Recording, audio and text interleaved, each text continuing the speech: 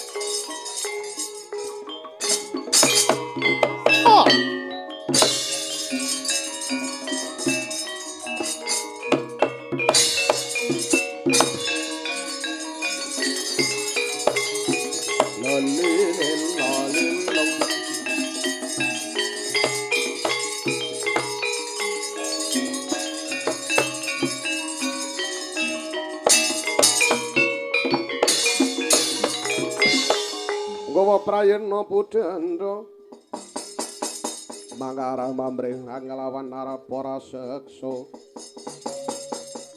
ya krura gut-gutan mrih mambutra kunta wah ladalah bocah bagus lewat ana ing alas pengalapan munggah alas kutha runggu kowe sapa Gus Buta Bali takon sapa persika ngendi dedongko Detya Kala Cikal Adipitaya Cikal Adipitaya jenengku. Aku nganggo lho, delongkas nganggo topi kodhok aku. Sumingkira dalane bakal tak nggo liwat. Ora kena bacot kudu Bali, kena Bali waton sirahmu tinggal parat. Kelakon cerak saut sampirke pundak mbleduk kancamu, Gus.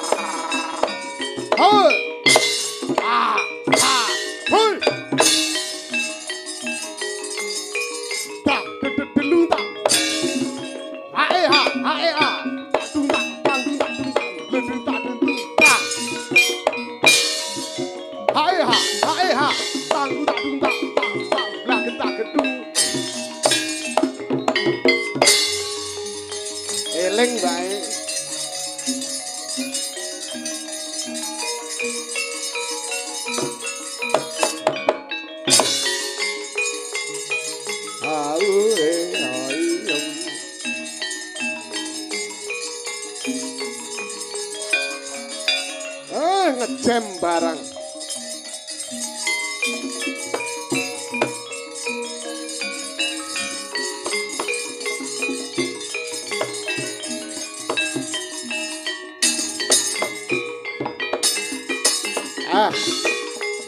Jengandika kedahipun saged nyipati Gus.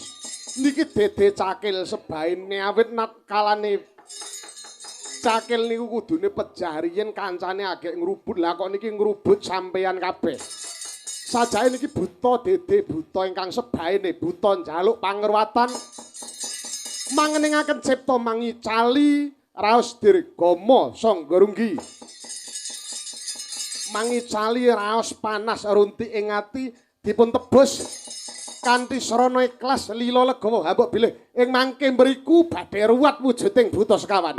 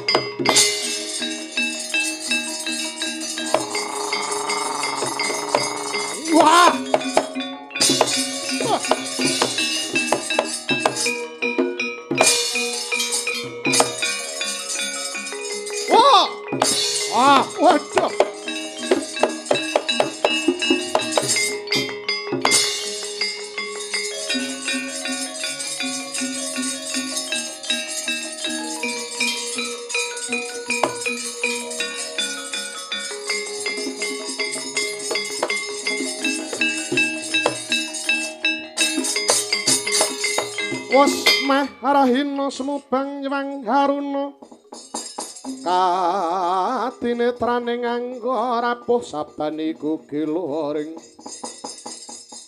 kanigara sagetar nalika samono ora kaya rampairi sang hapege lumampah sapecah tumulek wuntat sapecah lumampah alon Tatan Rinaus pringgo bayaning margi Tatan Rine wis kocap Tatan Pantara dangu sampun manjing wujuding wukir Kutha Runggu madheg prapan Kutha Runggu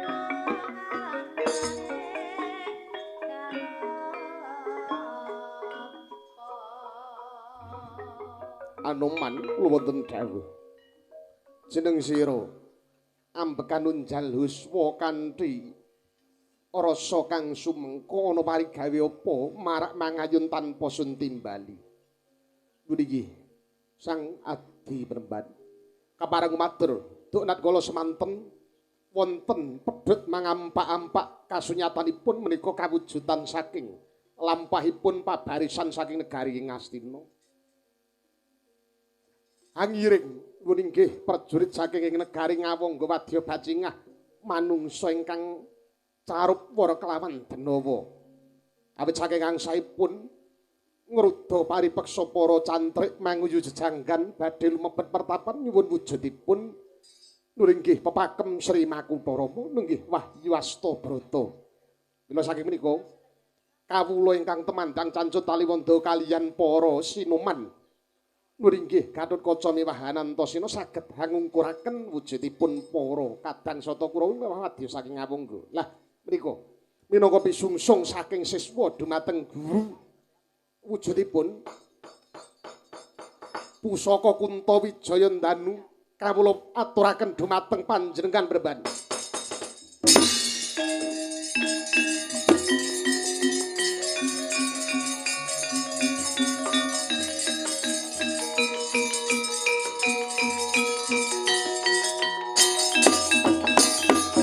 Anoman malumpat sampun prapteng witing naga sari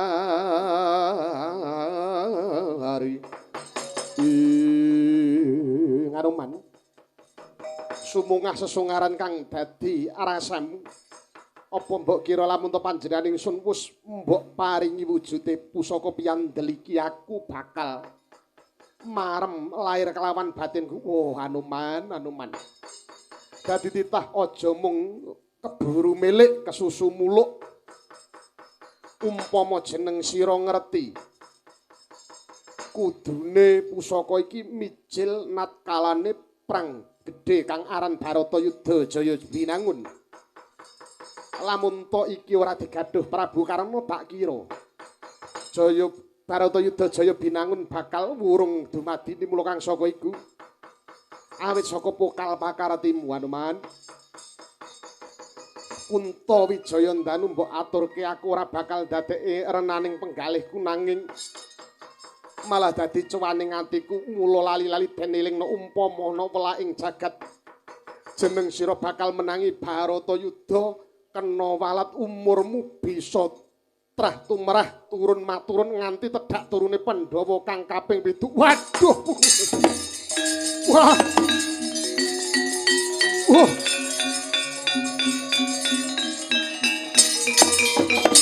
Pangadipun kawula nyuwun pangaksami. Kawula nyuwun pangapunten. Mula ndak wawas jeneng sira jejaga ana njaba mengko bakal ana penggawean kanggo Anoman kang sayekti. Wis gage sumingkira aku bakal ana dhayoh meneh sedika mangestaken dawuh penemban.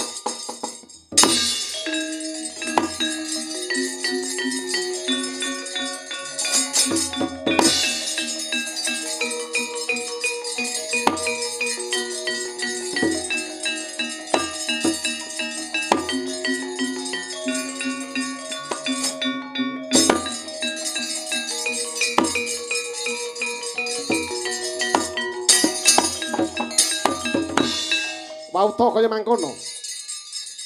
Nurakaya praptane Risang Binagus.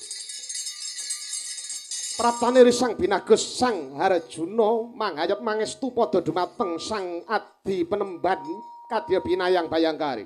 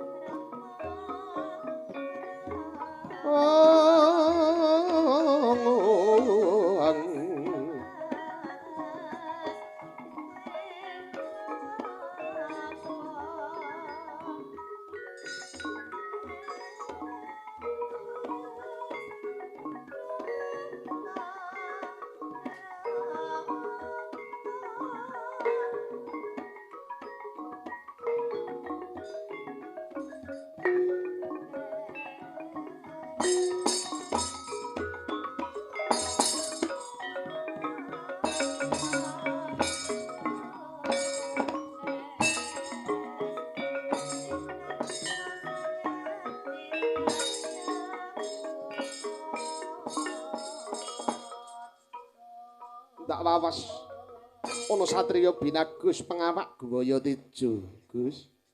Jeneng sira iku sapa? Dene teka marak mangayun marang ngarsa ingsun nggih murugake sajarwo nggih penemban kepareng matur wale-wale menapa kawula satriya saking ing Madukara kadang panengah Pandhawa ingkang sudi mestani kula pun Arjuna sembah sungkem pangabekti kula mugi kunjuk ya ndak tampa liwat puja pangastawaning ingsun tumrap marang jeneng sira dat kabundi kawula candhi minangka jejimat banjur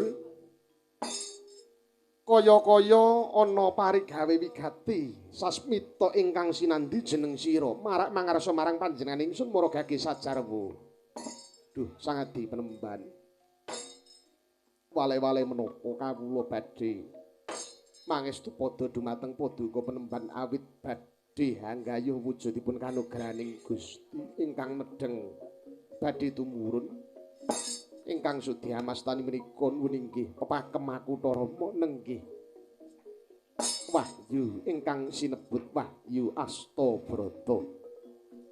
Lho ya jeneng sira wis ngerti apa werdine Wahyu Astabrata? Lho nggih dereng.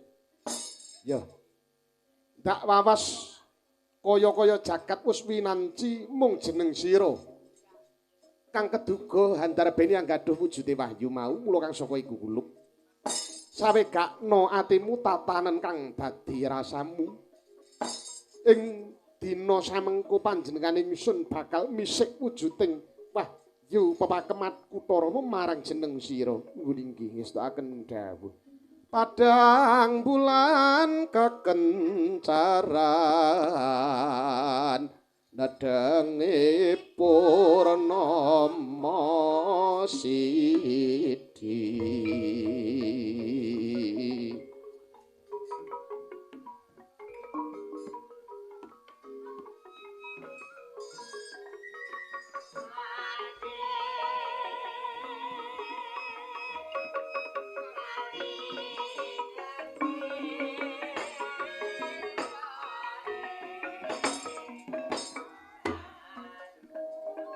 Nggih Arjuna Wahyu Astabrata utawa Makutha Rama munu mujudake wahyuning ratu sanguning ratu kanggo ngemban bawat agunging praja dimen adhem ayem kang dadi panguripaning para kawula sapraja dene jeneng sira kudu mangerteni hasta iku 8 brata iku laku hanulata marang laku 8 perkara yaiku kang dadi seni-sening jagat kang dadi titahe Gusti kinarya pandam-pandaming para manungsa awit ingkang mapan ana ing jagat raya muna dede manungsa pribadi nanging urip selaras lumampah bebarengan kelawan alam lan sakiwa tengene dene wedharan ingkang kaping pisan dadi narendra bisa nulat marang lekasing bumi kang sifat peparing tegese bisa ratu puno peparing marang kawula ora mung wujud redana nanging bisa minterake lahir kelawan batine aweh sangu marang para kawula kaya lekasing bumi kang bisa aweh peparing marang menungsa sok sapa wae sing gelem nenandur bumi bakal aweh wujude awoy senadyan to buli didak-idak diles-iles paribasane nanging datan mubah datan musik datan paring piwales marang para manungsa dene kang kaping 2 dadi narendra tansah nulata marang lekasing samudra ingkang sifat narima samudra menawa nampa sekaing banyu ingkang asale saka ngendi wae nyawiji dadi siji marang samudra mau senadyan obah nanging ora owah dadi ratu saking penandang kudu sabar lan narima ikhlas tumemen lahir kelawan batin ratu uga bakal duwe kawula kang bakal gawe rusak Ratu uga kudu sugih pangapura marang kawula kang gawe rusak mau. Ingkang kaping 3 Narendra nulata marang lekasing angin kang asipat jujur tegese ana ngendi wae kudu ana Narendra utawa ratu ana ngendi wae kudu ana bisa ngratani sabarang papan senadyan kawula mau kawula kang nandhang sangsaya Cintraka utawa kawula kang nandhang kasangsaya lan uga kawula kang nedeng ayem tentrem subur makmur kahanane kabeh kudu sira patrapi kanthi adil sira momong kanthi adil. Nggih bacute ingkang kaping 4 Narendra nulata marang sipating srengenge kang sipat nenuntun Ratu bisa aweh pepadhang marang Sagung Tumitah.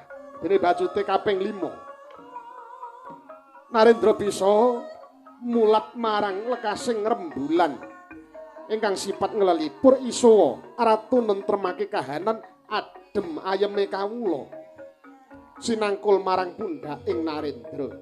Dene ingkang kaping 6 Ratu bisa nulat marang lekasing Kartika utawa Lintang kang asipat pituduh.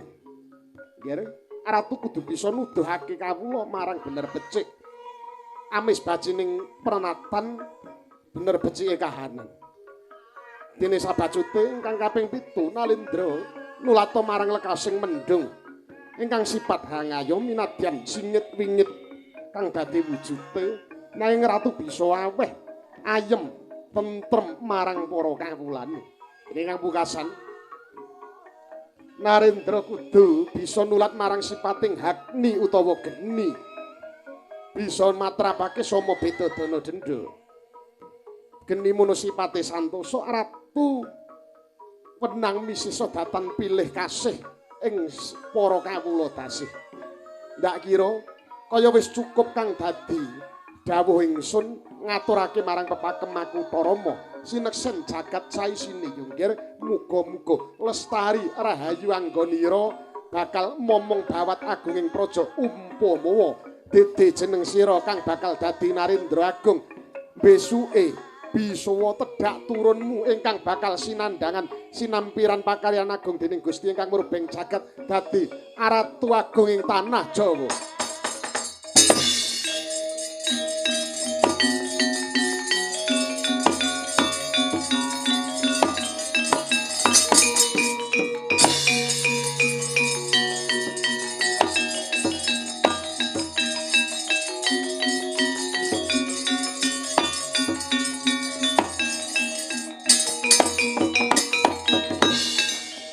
Kira jeneng sira Si Harjuna ora bakal kelepyan marang wujude pusaka iki mono pusaka Kuntawijaya ndani.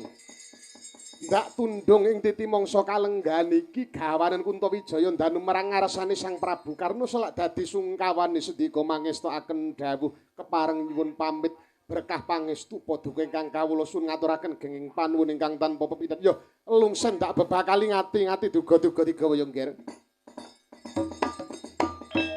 Ong manguwuh peksi manyurawan jine andung katrahna sanes kara wasi pagelaran kang becik atitik kang Allah ketara awetiku apanyoto kote ingkang itu pamayang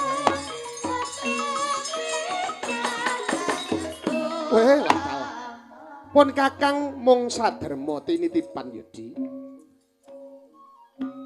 pun kakang titis Sang Hyang Suman jeneng sira Siadi uga titis Sang Hyang Bathara Wisnu pun kakang empek eyong marang kanugrahan pun kakang ora bakal milih anggendong lali kakang mung tinitipan sabarang karya wis tak aturke marang jeneng sira Siadi muga-muga lestari widada yuwana anggonira gaduh wujude pepakem Makutarama pun kakang empek eyong Yayi.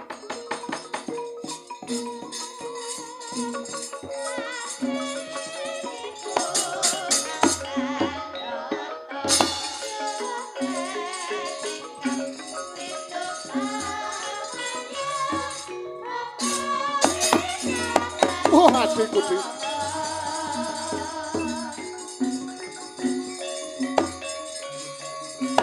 Oh.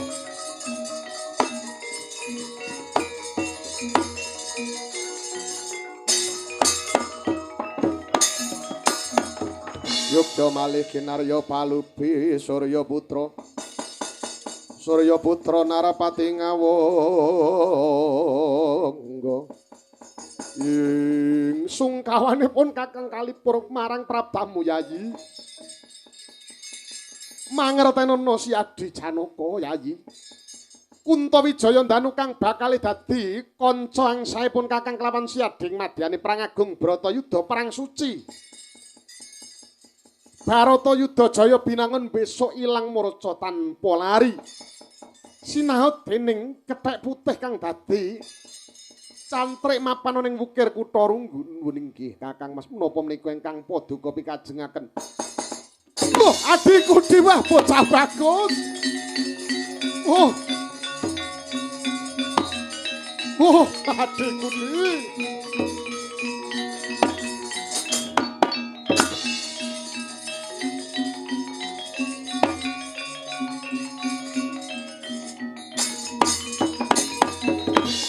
Sineksanana jagat saisine angsae karana Basusena jagat aja jangkep loro besok lamun to Bratayuda jaya binangun dumadi muhung jeneng sira Siadi umpama pun Kakang bakal oncat nyawaku aku lega lila ikhlas lahir batin lamun to sing nyedani jeneng sira Arjuna disekseni jagat saisine besok ketemu ne Bratayuda ya Di.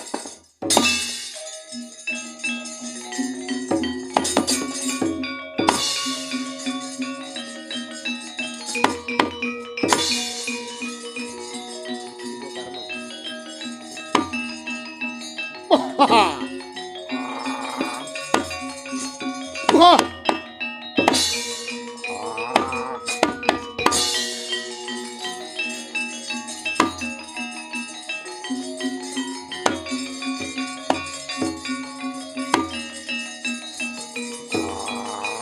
Wah.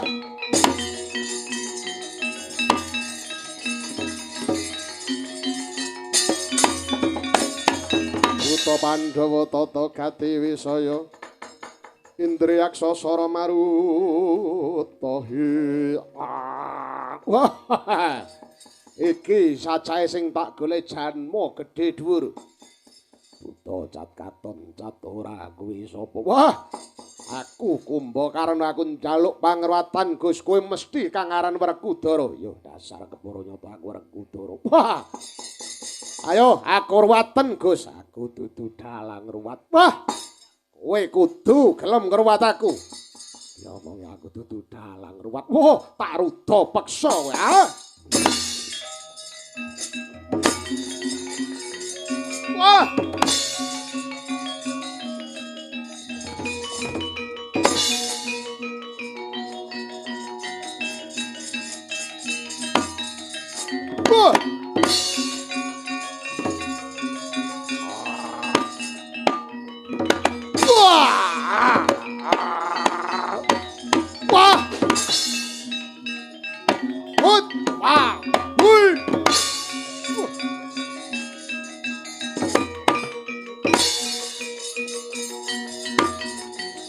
Wah! Ah! Wah! Ah! Oh! Ah! What? At! Ah!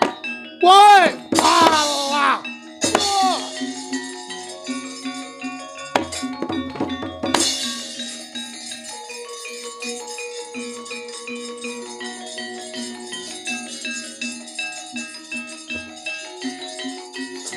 Woi!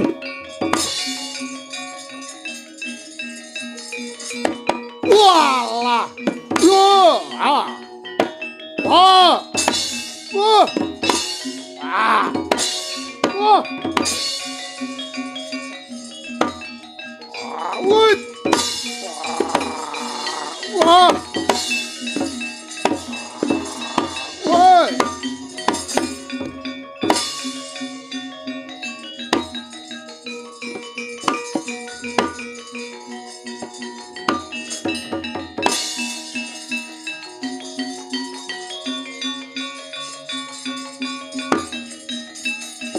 Oh.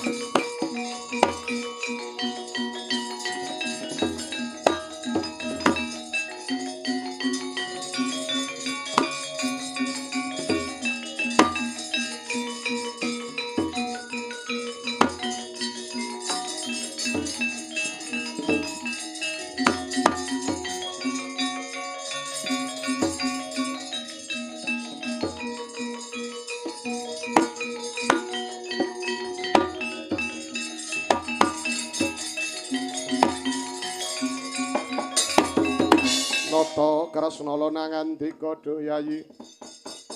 Doyayi Prabu Ayi Wasung kaweng tias. Kakang Semar Badranaya. Kelawan jeneng sira Siadi sekarone Kayayi Kaipe kelawan Yayi Panenggak. Wonten dawuh Gus, wonten dawuh. Ya Kresna kakangku piye? Kabeh sajak wis ngantongi marang wujude kanugrahaning pangeran. Jeneng sira Siadi Arjuna wis anggaduh wujude wahyu pepakem Sri Makutharama ya piwulang Astabrata sangune kanggo mangreh kaprajan mbok menawa besok Siadi utawa tedhak turunmu kang bakal dadi ratu agung ana ing tanah Jawa. Nggih Koko Prabu Sendika dawuh. Dene jeneng sira Siadi Bratasena ya piye? Kowe wis kadunungan wujude kumarane Sang Kumbakarna ingkang mapan manjing ana pupumu kang sisih kiwa waedan pupuku enek butane biyen to ning butane kuwi besok ana gunane ya Yayi natkalane perang agung Bratayuda Jaya binangun dumadi besok bisa dadi nyembuh kasektene jeneng sira Siadi umpama pinupuh gada kang kudune pepes dadi bebayumu jeneng sira Siadi bakal luput saka ing bebaya. Wah ya wis to ki dawuh. Kakang Semar, wonten dawuh. Mau sore Dasamuka kiprah mento-mento nika pun dirampungi kalih Hanuman teng lapangan nika. Wah, rawame sawampake sawesek kados warga laras. Oh iya. Ya to ya. Ya Hanuman muga-muga lestari anggonmu momong para kadang Barata Pandhawa kelawan jeneng ingsun. Ya. Muga-muga sineksen jagat saisine ya kuwi. Wujute angsar ingkang bagus saka pepakem Makutharama piwulang Astabrata bisa nyembuh yaiku marang Bapa Sumani miwah Ibu Tukini miwah Gotrah Kulawangsa anggone Malakrama ing putra ya kuwi Rara Ayu Yeni Nur Diansah kelawan Raka Mas Bagus Bayurindo Setyaji dadya kulawarga ingkang sakinah mawaddah warahmah ayem tentrem bagya mulya donya prapteng akhir dunyan wa akhiratan dhahiran wa batinan wa qul ja'al haq wa zahaqal batil innal batila kana zahuqa muga-muga kang becik ketitik kang ala ketara kang ala katuta barat lesus bayu mili dene kang becik manjinga marang sabet sapone Bapa Sumani miwah Gotrah Kulawangsa dadya hayu hayem tentrem jenjem permanem bagya donya lan akhirate.